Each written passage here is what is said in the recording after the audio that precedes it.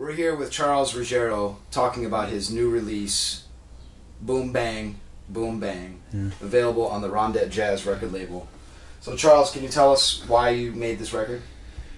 I thought about it and I decided that what would be a good idea is for me to sort of touch on the very beginnings of my playing, which was via my dad and the early jazz recordings when I was coming up in like the early 70s. A lot of it had flute, a lot of it had Rhodes. My father was at the time playing a lot of outdoor concerts where there were no pianos, so there was Rhodes. And that was just, and he liked flute, so there was just a lot of that from my early days, and it was something that I didn't feel like was represented in today's sort of jazz landscape. And I thought it'd be a nice way to set it apart and to sort of pay tribute to my beginnings as a musician. The songs that I chose because they lent themselves to that instrumentation, Rhodes and flute.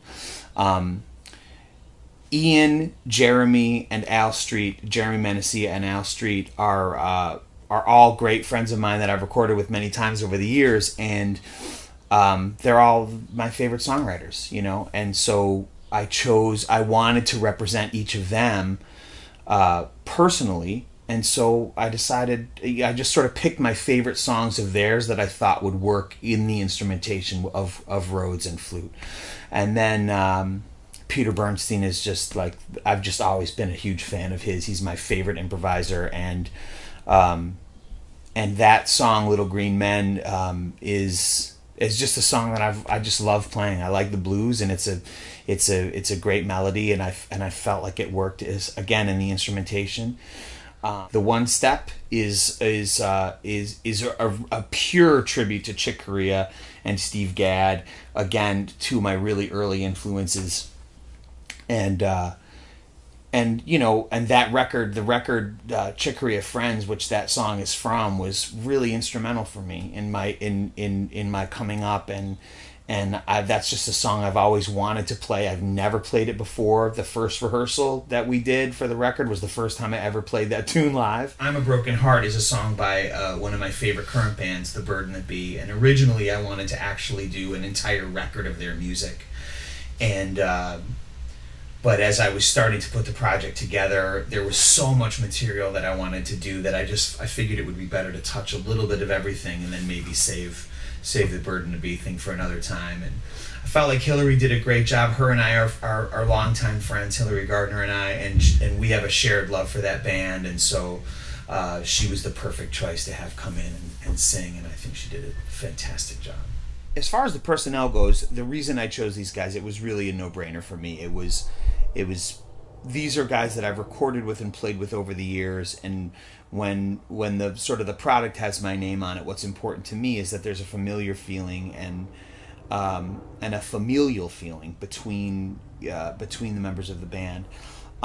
Jeremy and I go back the longest. We've been friends since, you know, for 20 plus years, and have been playing on and off for all that time. And Ian, it goes about 15 years I've been with him, and we've made, I think maybe 8 records together, something like that.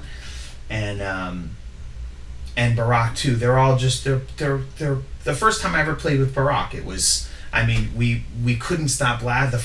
From the very first song, we couldn't stop looking at each other and laughing, because it was just everything I wanted to do, he was about to do the same thing, and vice versa. So there was sort of magic from the beginning with all these guys, and that's just developed over the years. And so while I love to play with and have played with many people over the years, when it's your project, you really want to go with the guys that provide the musicality and the friendship, but and the vibe in the studio that's nice, but also like the feeling of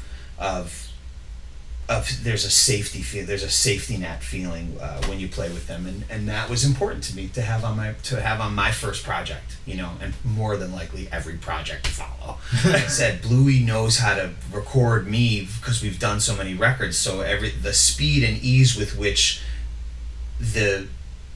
all the hard things about recording become easy when it's guys that you've worked with before. Yeah. So it becomes again, a no-brainer just based on simplicity, because the less you have to deal with in terms of personnel and in terms of recording and in terms of instrumentation, like all those things, the more that you can focus on the music to be made, and then you can focus your energy on what we're actually putting down. And the truth is, working with Glenn has always been a breeze. Even when things go terribly wrong, which is inevitable in recording, there's always some sense of like, it's going to get handled and we don't really have to worry about it. Let's keep the focus of the music happening, and he'll deal with whatever situations arise. And the faith that I have in him is equal to the faith that I have in Ian and in Jeremy and in Barack and in Hillary. That's just like, I know they're going to be there, and I know that the perils of recording music, you know, especially in jazz, where you're not recording piecemeal, everybody's recording at once, so everybody's got to be on at the same time. And so the fact that I can count on all those people to take one day and make this sort of masterful recording that is a moment in time of my life and is supposed to represent something long lasting, like I don't have to worry about any of that. I can just play drums. Yeah. Which is, I think, why the record sounds good. This time, I think it was one overhead and then a mic out front, and I remember that there was also one mic over towards the hi-hat side, a little bit backed off. Kind of like under. Yeah, down a little bit lower. Like pointing up at the snare. Yeah, and I think hi-hat too. Like, I think it's to capture, and I mean, I didn't know this at the time, but I remember talking to Ian at the recording session and talking about using that mic because the balance between the way my ride cymbal beat it feels and the hi-hat and how that anchors everything is like, they want that to sort of be prominent in the mix. They want to be able to like bring that forward, if you know what I mean, or balance it in a way that is reproductive of the sound that I'm making. You know, Glenn is very much about capturing the sound that I create. I mean, it's not really that funny, but Ian was walking through the big room where we were all recording, and on the back end of one of the boom mics is this enormous weight that hold. I mean, the boom arm is like 8 feet long, so there's this huge iron barbell kind of weight on the back end of one of the boom mics, and Ian just walked smack into it, and actually the picture, when he calls me on my phone, the image that comes up is the image he sent me later that night. He took a picture of himself, and there's a huge egg on his forehead. It's hysterical. So that's pretty good. There was a videotape, a Betamax videotape that was about 20 minutes long, and it was a concert of him playing in this park in Rochester, and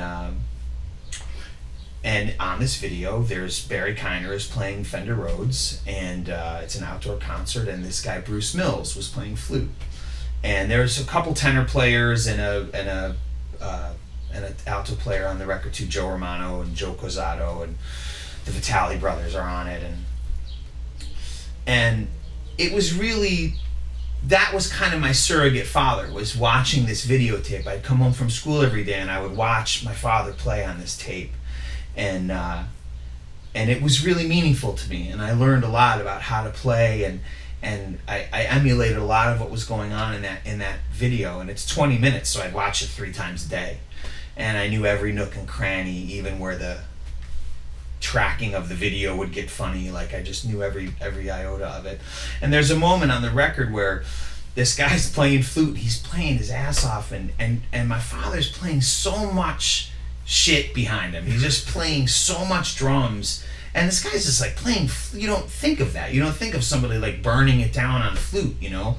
It's a little more delicate than that, you would think. But my father was playing just so much drums behind him, to the point where the guy couldn't think of anything else to do except take the flute out of his mouth, and he just started saying boom, bang, boom, because he was just emulating what my dad was doing.